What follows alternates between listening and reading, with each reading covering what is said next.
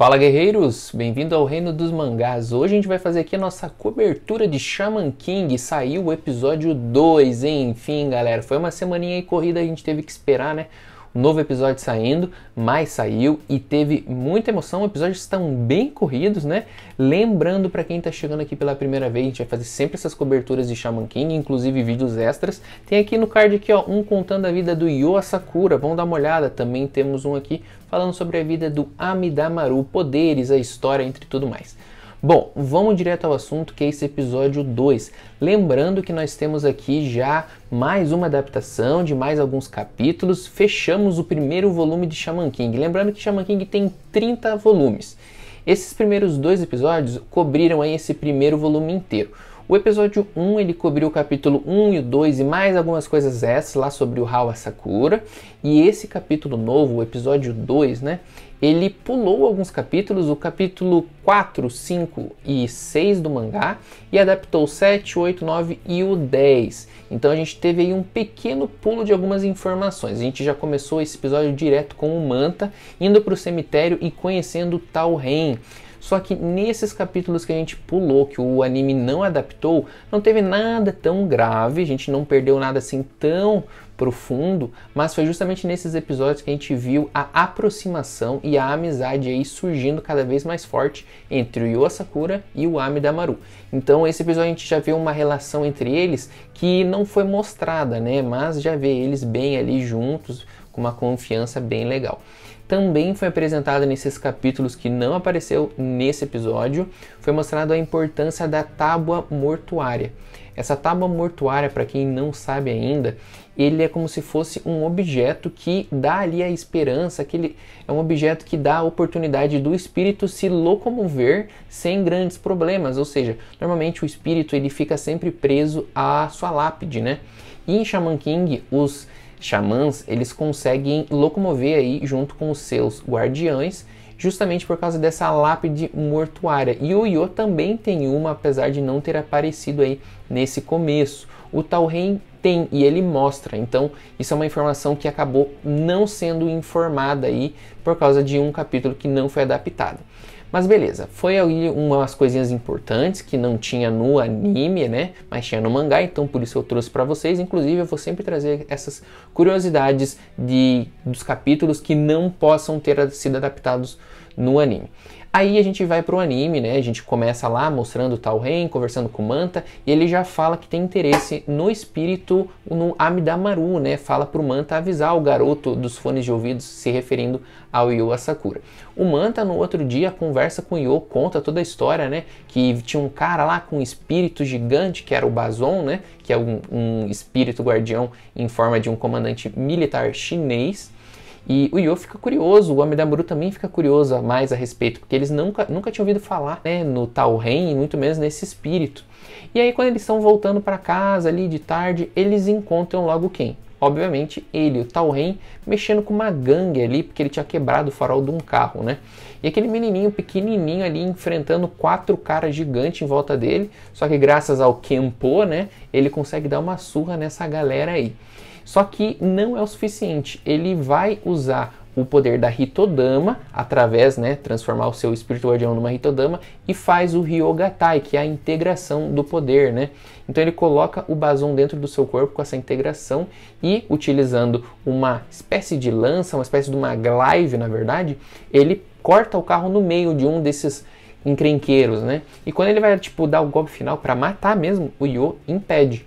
E quando ele impede, ele falou, até que enfim então, né, o garoto dos fones de ouvidos. E aí eles ficam trocando uma ideia e o Talhen fala que quer o Amidamaru, que é o espírito. E o Yu, não vou dar, né? Não faz sentido nenhum esse tipo de atitude. E ali no debate, ali na conversa vai e vem, o que vai acontecer? Vai começar a treta, né?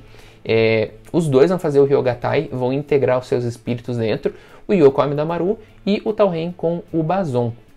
E vão se chocar, vão se enfrentar, né? O resultado, teoricamente, um empate ali no começo da luta, só que é aí que a gente descobre que o Talhen não está usando sua força máxima.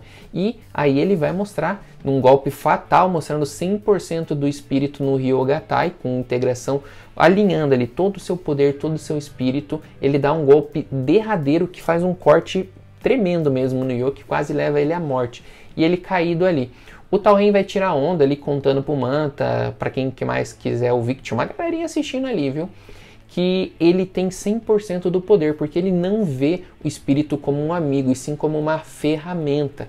E isso é um dos grandes problemas, umas grandes questões que a gente vai ver nesses primeiros episódios, que é o começo do mangá, né? Dessa questão do Talrand observar os espíritos como meras ferramentas, como uma etapa da evolução para ele chegar ao seu grande objetivo, que é ser um rei xamã. E aí, nisso, ele explica que ele consegue 100% de Ryogatai porque ele tem domínio completo do seu espírito guardião. E aí ele também explica que isso também pode ser, digamos assim, alcançado graças ao 100% ali, que é você estar totalmente conectado com o seu guardião, seja na confiança, seja no espírito ele um com o outro e também na força. E o Yo ali, caído, escutando, levanta e fala que vai se defender também, usando o 100% Ryogatai, porque ele tem isso também, ele tem uma confiança inabalável já com o Amidamaru, uma parceria já sendo formada. E na trocação de golpes, o Yo segura um golpe do Talrand e vai contra-atacar. Com o quê? Com um golpe especial do Amidamaru, um estilo Buda, né, com um corte ali, estilo Amida. Vai derrotar o Talrand, só que o Yo estava já totalmente acabado e cai, e desmaia. E olha lá, aí vem um ponto bem interessante do anime, porque ele vai, digamos, ter um flashback, que a gente vai ver que é o pensamento, é uma lembrança do Yo, né? E nesse flashback ele vai mostrar o Yo treinando lá quando ele era criança com o seu avô, o Ji-chan, né? Que ele está sendo logo ali atacado no começo por Shikigamis, que são espíritos da natureza, são espíritos da terra ali em formato de folha, assumindo esse espírito em volta da folha, né? E vai atacar o Yo, porque o Yo ainda não conseguiu dominar esse tipo de poder. E daí, entre conversas ali, o vô vai explicar, né, a importância de ser um xamã, a importância da natureza e que existe um ser maior, um espírito maior que guarda toda a terra, toda a natureza, que seria o espírito, que seria o Deus, né? E aí a gente vai ver que o Yo começa a sentir um pouco de interesse. No mangá é explicado com mais detalhes, porque fala bastante dos vários tipos de xamãs que existe. O vô dele é de uma maneira, a avó dele é de outra maneira, o pai também, a mãe também. E aí todo mundo tem um desenvolvimento nessas partes de xamãs, cada um para um lado. E pessoal, o Yo vai despertar o interesse em se tornar um rei xamã, porque ele descobre, né, através do seu vô, que o rei xamã, o grande espírito, ele pode fazer exatamente tudo que quiser, ter todo o controle. E o vô fica ali curioso, caramba, o Yo acordou pra vida aqui, né, tá interessado em se tornar um rei xamã. Interessado coisa nenhuma, ele queria ser o rei xamã, ser um Shaman King, justamente para viver na boa, tranquilão da vida. O Yo é muito cara de pau, cara, não tem jeito. E o vô dele fica pé da vida e vai dar um cascudo nele, e justamente nessa hora ele acorda. E acorda lá no hospital, né? De um lado o Manta, do outro lado o Amidamaru, perguntando o que aconteceu, que ele ficou tanto tempo, né? No mangá explica que ele ficou 3 dias desacordado, e não foi apenas por causa do ferimento, mas também por causa dessa conexão que ele fez com o Amidamaru, de 100% do Ryogatai. Foi uma surpresa, e isso puxou muita energia dele, que é uma energia espiritual, digamos assim, que é chamada de Furyoku, que a gente vai descobrir um pouco mais. Inclusive, se você quer descobrir mais coisas sobre isso, comenta aqui embaixo, porque tem mais vídeos aí de Shaman King com informações que eu pretendo trazer para vocês. E a grande informação do final desse episódio é justamente com quem aparece no final.